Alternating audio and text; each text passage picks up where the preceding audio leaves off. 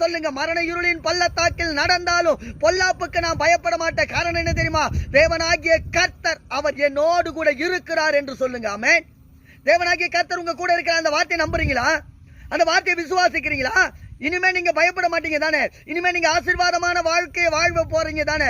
கர்த்தர் உங்களை வாழ வைக்க போறார் தானே? தேவ பிள்ளையே, தாய் உன்னை மறந்தாலும் நான் உன்னை மறப்பதில்லை என்று சொன்ன அந்த வார்த்தையை நம்பி விசுவாசித்து வாழ்ந்து கொண்டிருக்கிற உங்களுக்கு தேவனாகிய கர்த்தர் சொல்கிறார், நான் உன்னை மறக்கவே மாட்டேன். உங்களுடைய வாழ்க்கையில ஆசீர்வாதத்தை கொடுப்பதற்காக தான் நான் அடிக்கப்பட்டு ரத்தம் சிந்தி மரித்து மீண்டும் உயிர்த்தெழுந்தேன். அப்படிப்பட்டதான உன்னத தேவன் நான் உன்னோடு கூட இருக்கிறேன் என்பதை நீ நினைத்து வாழ்ந்து கொண்டிருக்கிறபடினால் உன் வாழ்க்கை ஆசீர்வாதமா தான் இருக்கும். ஆமென். நீங்க நடக்கிற பாதை அவர் அறிவார். தேவ பிள்ளைகளே, உங்க வாழ்க்கையின் காலங்கள் தேவனுடைய புஸ்தகத்தில் எழுதி வைக்கப்பட்டு இருக்கிறது. சோர்ந்து போகாதிருங்க. எவ்வேளையில கர்த்தரை துதி